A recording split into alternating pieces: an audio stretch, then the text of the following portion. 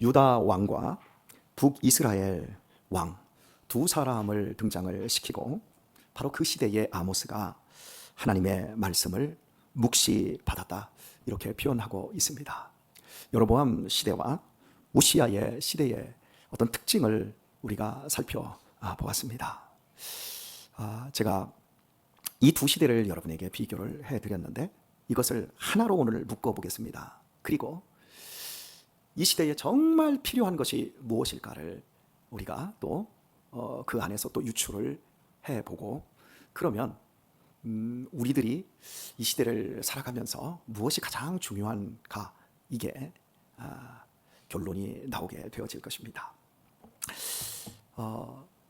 여러분은 이 새벽에 특별한 은혜를 받고 싶지 않습니까? 주님의 음성 듣고 싶지 않습니까? 아멘들을 안 하시네요.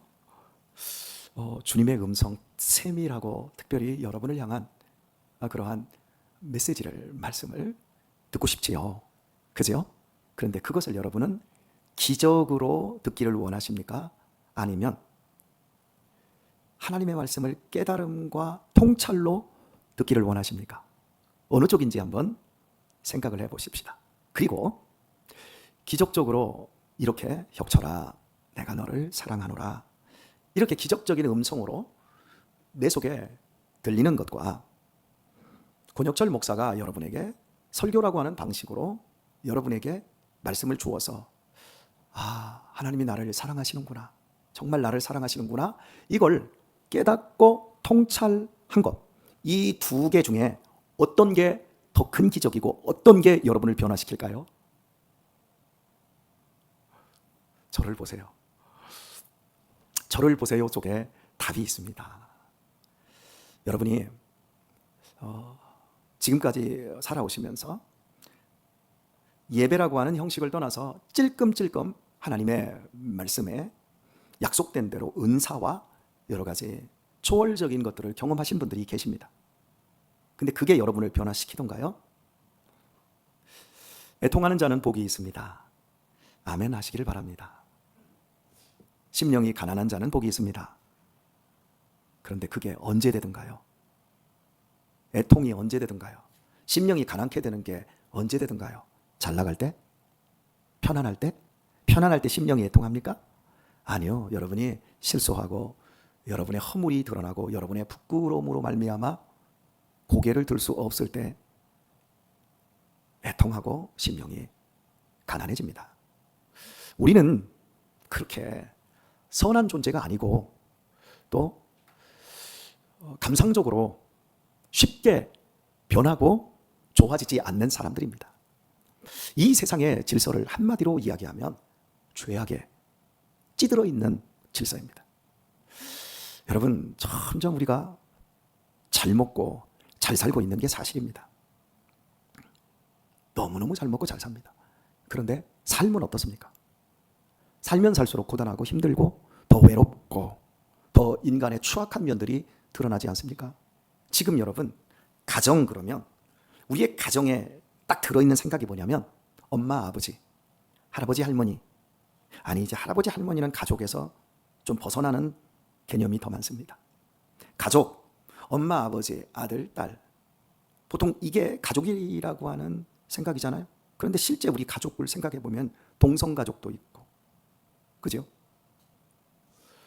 한부모 가족도 있고 뭐 위탁가정도 있고 조손가정도 있고 가정의 형태가 지금 다 다르는데 지금 시대는 결혼을 하지 않습니다.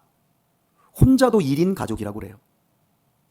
전통적인 우리가 지금 느끼고 있는 이 가족이라고 하는 이런 행복도 이러한 가족이라고 하는 정체성도 앞으로 20년 30년 후에는 논란이 많겠지만 가족이라는 형태도 완전히 바뀌어버릴 겁니다. 잘 먹고 잘 사는데 잘 입는데 삶은 더욱 퍽퍽해지고 더욱 고통스러워지고 있습니다. 그리고 사람이 사람을 키워야 되는데 사람이 강아지나 고양이를 키우는 것으로 자신의 인생의 낙을 삼습니다. 유일하게 지구상에서 우리의 종족을 더 이상 보존하지 않겠다. 나만 잘 먹고 잘 살면 되겠다. 자기 중심성이 죄입니다, 여러분. 여러분 젊은 날 결혼 안 하는 게 좋아요. 부담도 없고요. 내가 벌어서 여행 다닐 때 다니고 먹고 싶은 거 먹고 편하게 얼마나 좋습니까? 좋지요. 그런데 늙으면 어떻게 할까요? 젊을 때와 마음과 늙어서의 마음이 틀린데, 우리 젊은이들하고 얘기하면 나 너처럼 젊은 때를 살아봤어. 근데 너 나처럼 늙어봤어? 몰라요. 유일하게 지구상에서 대한민국 국민들만 우리의 종족을 보존하지 않겠다, 보존하지 않아도 된다, 소비해라, 마음껏 먹고 마셔라, 우리만 미쳐 있어요, 여러분. 전 세계에서 다른 나라가 우리나라를 엄청 걱정합니다. 하버드 대학교에서 논문을 써서 지구상에서 100년 후에 없어질 민족 대한민국. 그러는데 우리는 잘 먹고 잘 사는 현재에 눈이 멀어서 그냥 인생을 망치고 있고 미래를 다 망치고 있어요. 이게 바로 죄예요, 죄. 이 시대에 가장 무서운 것은 죄입니다. 다른 사회학적으로 어떻게 그걸 분석하든지 간에 성경은 아주 간단하게 인간이 하나님을 떠나서 하나님 중심의 삶을 살지 않는 이상 인생은 아무런 소망이 없다. 그리고 죄의 삭은 반드시 사망이고 죄의 삭은 우리를 죽인다. 그러니 보내주신 예수 그리스도를 믿고 죄에서 구원받아야만이 온전해질 수 있다. 이게 성경이 우리에게 주는 메시지입니다. 점점 잘 살고 있는데 실은 그 내면을 들여다보면 인간 말종의 길을 가고 있는 것이 현생 인류이고 그 중에 대표적인 나라, 2차 세계대전 이후에 경제의 대국으로 발돋움한 선진국이 된 나라는 대한민국 하나밖에 없습니다. 그런데 그 내면을 들여다보면, 그 속살을 들여다보면 대한민국처럼 건강하지 못한 나라가 없습니다. 동남아 애들이 와서, 중앙아시아의 애들이 와서 우리나라 지금 산업전선을 다 일을 합니다. 제가 금주에 지난주였거든요. 모 작은 기업체 사장님이 입양가족인데 아주 장모님이신데 저를 굉장히 존경하고 저를 사랑해요. 그래서 가끔씩 저한테 용돈을 보내요. 그래서 제가 너무 고맙고 또 이번에는 오셔서 우리 애들에게 용돈도 주시고 밥도 맛있게 사주시는데, 그분은 돈을 버는 것도 노동의 대가와 또 충성의 대가로 이제 벌지만 쓰는 것도 다 그런 식으로 쓰시는 아주 존경할 만한 멋진 분입니다. 근데 이분이 하시는 말, 제가 먼저 물었습니다. 우리 지금 산업 현장에서 기술 이전이 어떻게 됩니까? 그랬더니 사장들이 착각하고 있는 게 자기들이 30년, 40년 기술을 가진 것들을 그냥 뭐 한두 달 젊은 애 불러서 하면 뭐 되지. 그러니까 지금은 임금이 비싸니까 동남아 애들 쓰지. 그런데 본인이 해보니까 30년 이상 된 걸 어떻게 한두 달에 돼요? 기술 이전은 다 동남아 애들이 와가지고 걔네들이 다 기술 이전 빼가고 우리나라 지금 현재 그 기술을 가진 사람들의 평균 연령이 65세에서 70입니다. 10년만 지나면 우리나라 산업 현장에 아무도 없어요. 우리나라 기술력이 없어요. 우리나라 선박, 철강, 자동차 세계 최강입니다. 이거 트럼프가 보고 우리나라 공장, 선박 이런 것들 다 미국으로 가져와라. 그래야 너희들 관세, 너희들 이 부분에서 손해 안 본다. 우리나라 지금 껍데기만 남아가고 있는 거예요. 그런데 우리나라 현재 자동차가, 기아 자동차가 미국에 진출한다. 진출하면 뭐 할 건데? 미국에서 다 소화하는데. 우리나라는 노조 때문에 일을 못한대. 여러분, 미국 노조가 세계에서 제일 세요. 임금 제일 많이 줘요. 지금 우리나라가 굉장히 지금 잘 나가고 있으니까 사람들은 좋다고 생각하는데, 여러분 느끼실 거예요. 우리 어르신들은, 우리 엄장로님 세대, 우리 강대식 집사님 이 정도만 세대, 이분들도 지금 느낄 거예요. 우리나라가 기술을 받기 위해서 어떻게 했습니까? 짝퉁 만들었어요, 여러분. 우리나라가 돈을 벌기 위해서 동남아 애들이 지금 우리나라에 들어와서 일을 하던 것처럼 우리 이명교 장로님 그 세대들이요, 쿠웨이트, 사우디에 가가지고요 똑같이 돈을 벌어서 왔고요. 그때 일을 하면서 기술이 축적이 되고 우리나라가 이렇게 부강한 거예요. 그런데 쌓는 것은 되게 오래 걸리지만 무너지는 것은 단 한 방에 무너지거든. 그런데 이 무너짐에 이걸 막을 수 있는 가장 중요한 어떤 역할을 하는 그 시대의 중심 기관이 있어요. 그것은 절대 기득권이 할 수가 없습니다. 여기서 기득권이라고 하는 건 정치를 의미합니다. 경제 기업들을 의미합니다. 이 안에서는 개혁이 일어나지 않습니다. 왜냐하면 그들이 이미 기득권이니까. 우리에게 소비를 촉진시키잖아요. 소비가 미덕이라고 하잖아요. 왜 소비가 미덕입니까? 자본가들이 기업을 만들어 놓고 물건을 생산을 해야 되는데 소비가 돼야 생산이 되지요. 여러분, 우리나라는 자본을 축적시키는 시대가 있었고 지금은 자본이 이미 결정이 됐어요. 자본 축적이 이미 끝났고 그 자본가들이 금융이라고 하는 말로 자본을 돌리고 있어요.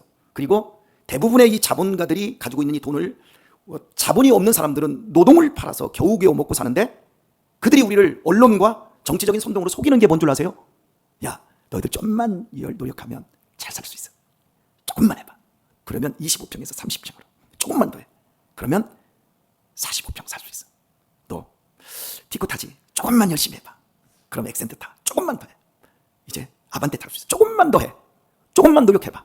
그러면 소나타 타. 이제 조금만 더 해봐. 그랜저 타. 조금만 더 해봐. 제너시스 타. 조금만 더 해봐. 벤츠 타. 벤츠 탈 때까지는 행복이 없는 거야. 45평 들어갈 때는까지는 행복이 없는 거야. 그러니까 계속해서 노력해. 그때까지는 참어. 그거 누가 그렇게 만들어요? 이 시대에 죄악의 구조 속에 정치, 거대한 경제 기업들, 그리고 그 뒤에 있는 이미 대한민국 안에서 자본을 가진 그 사람들이 투자를 했으니까 바로 그런 사람들이 우리에게 계속 그 소비를, 너희들의 행복을 지금은 누리면 안 돼. 앞에 있어. 그래서 여러분들이 지금 여기까지 온 거예요. 그런데 이렇게 왔는데 70년대보다 우리가 밥은 잘 먹고 고기도 잘 먹고 차도 좋은 차 타고 개인 승용차 타고 물도 뜨거운 물 나옵니다.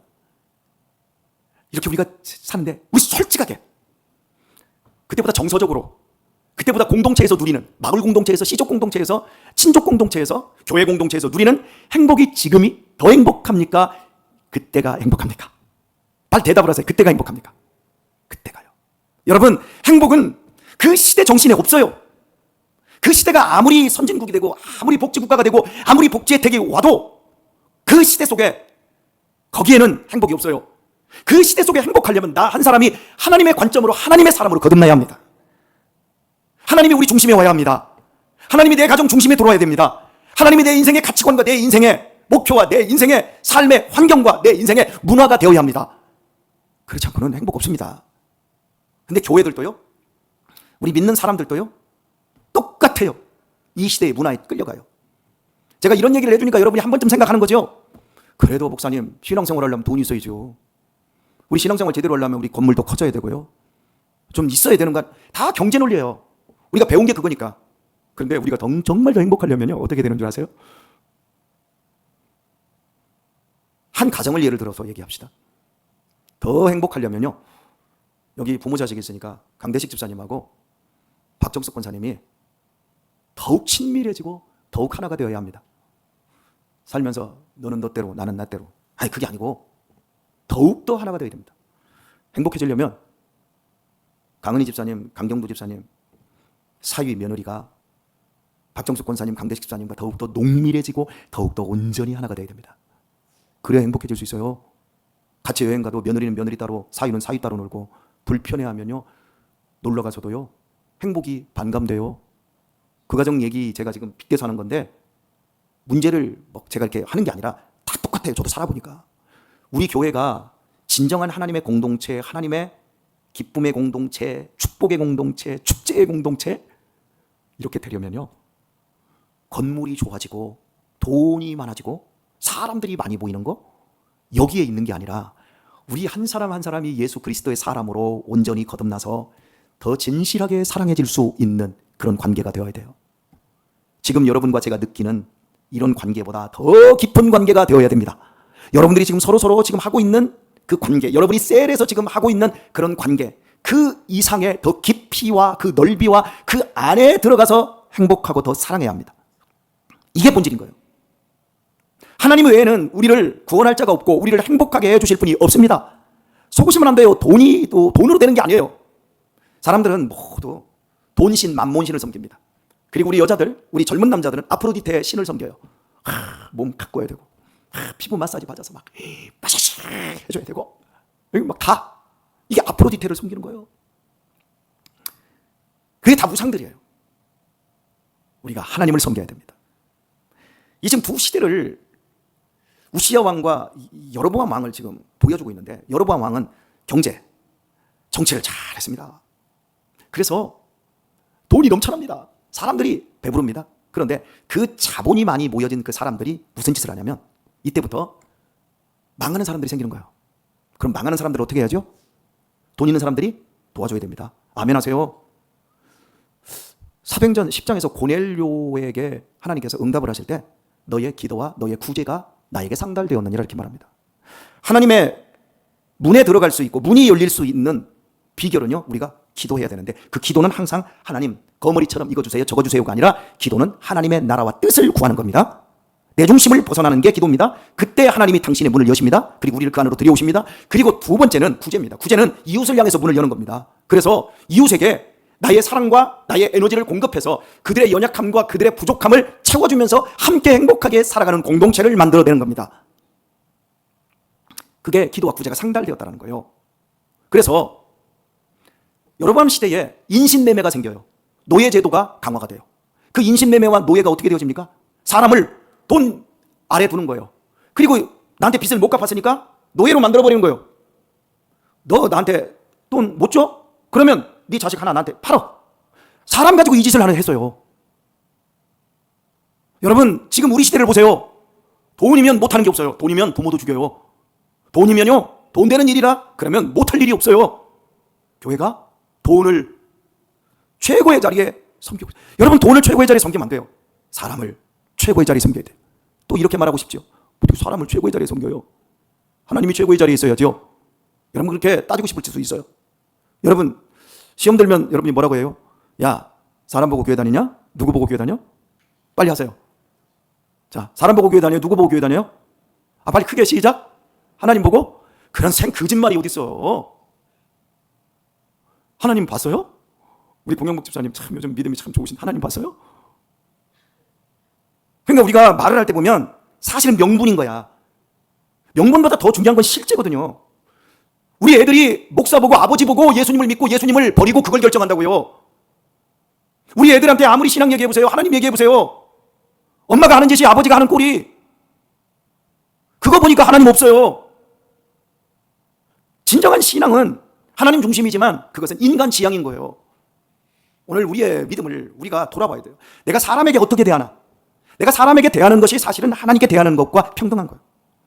사람을 무시하는 것, 사람보다 돈을 숭상하는 그런 행위, 이게 여로보암 시대에 있었어요. 그런데 우시아 남 유다는 어땠어요? 자기가 분양해요. 하나님의 권위보다 인간의 왕권이 더 세요. 사람의 힘이 더 세요. 그러니까 무슨 일이 벌어져요? 신학에 아무런 힘이 없는 거예요. 우리 대한민국처럼 신앙생활하는데 힘이 하나도 없어요. 신앙은 여기서 하는 게 아니라 저 밖에서 하는 거예요. 저는 지금 여기 에어컨 켜놓고 이렇게 빵빵하게 땀 하나도 안 흘리고 지금 이렇게 설교하고 있는데 참 좋습니다. 그런데 가끔씩 생각합니다.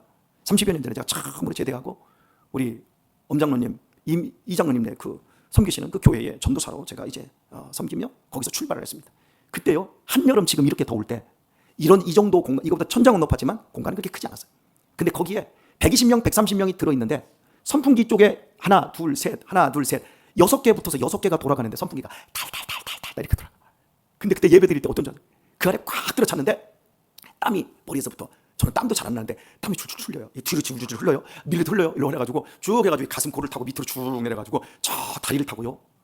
신발 사이로 땀이 줄줄 흘러내려가요. 예배 끝나면 구두가 축축해져요. 그런데도 그렇게 예배 드렸어요. 무슨 놈의 정신. 지금 그렇게 예배 드리라고 하면 단 한 사람도 안 남을걸? 이야, 지금은 인간 중심. 목사님, 지금 6시에요. 빨리 끝나세요. 제가 우리 아내한테 늘 당신 설교 25분 만에 주일날 죽여버릴 거야.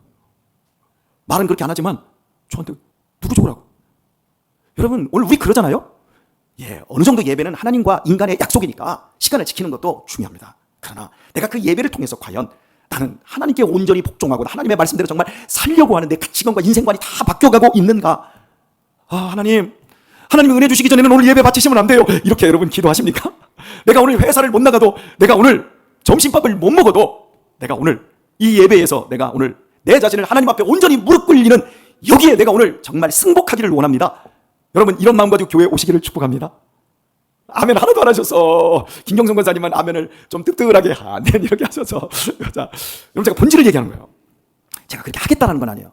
만약에 그렇게 이런 식으로 몰아가면 정말 우리 교회는 형식 속에 내용 없는 이상한 공허함으로 이렇게 나갈 겁니다. 그러니 제가 그렇게는 안 하더라도 우리 본질, 우리 중심에 하나님을 채워야 된다는 것, 그 시대가 어떻든 간에 우리는 하나님 중심으로 사람을 사랑하며, 할렐루야, 공동체 속에서 그냥 셀 조직이 아니라 그냥 우리의 어떤 거대한 모임이 아니라 정말 지금보다 더 사랑하고 더 깊어지고, 우리 딸이 좋은 대학원에 들어갔을 때 제가 여러분에게 말 안 했어요. 왜요? 아이고 목사님이 또 자랑하네 그럴까 봐 제가 자랑해도 여러분이 씹지 않는 공동체. 할렐루야. 여러분이 교회에 오셔서 마음껏 내가 자랑을 해도 아유 저거 아이고 저런 이렇게 안 하고 뒷담화가 없는 그런 교회 만들어야 되는 거예요. 아셨어요? 누가 잘못했대, 누가 넘어졌대, 누가 허물있대. 여러분 내 자식이 잘못해서 보세요. 내 자식이 잘못해서 경찰서 끌려갔습니다. 감옥에 들어갔습니다. 그거 얘기해도 내 자식이잖아. 그러면 내 형제들이 있잖아. 내 형제들이 어떻게 하냐, 어떻게 하냐, 내가 면회라도 한번 가줄게. 여러분 이런 공동체가 돼야지. 그거 얘기하면 누구 자식이 감옥 갔대. 그런데 아이고 내가 옛날에 내가 그거 알아봤다, 그거 싹수 누런을 때 내가 알아봤다. 여러분 이런 공동체라면 이게 하늘 공동체, 이게 천국 공동체, 이게 하늘 가족입니까? 아니지요. 우리의 허물을 얘기해도 어이구 그래 네 아픔을 내 아픔처럼 느껴주고. 여러분 이게 우리 중심에 하나님이 오셔서 이루고자 하는 하나님의 비전인 거예요. 이런 교회, 이런 공동체를 만드는 게 진짜 이 땅에서의 교회의 사명이라고요. 교회 성장하고 교회 돈 많아서 뭐 하려고요? 그럼 그때부터는 우리에게 필요한 게 뭔 줄 아세요? 그 사람을 감당하고 그 돈을 감당할 만한 청지기의 영성이 개발되고, 이것이 우리에게 주입이 되지 않으면요 그 교회는 반드시 썩어요. 오늘 우리에게 지금 필요한 게 이거예요. 시간 다 갔어요. 우리 엄장로님이 목사님 오늘 회사 때려칠랍니다. 그냥 하세요.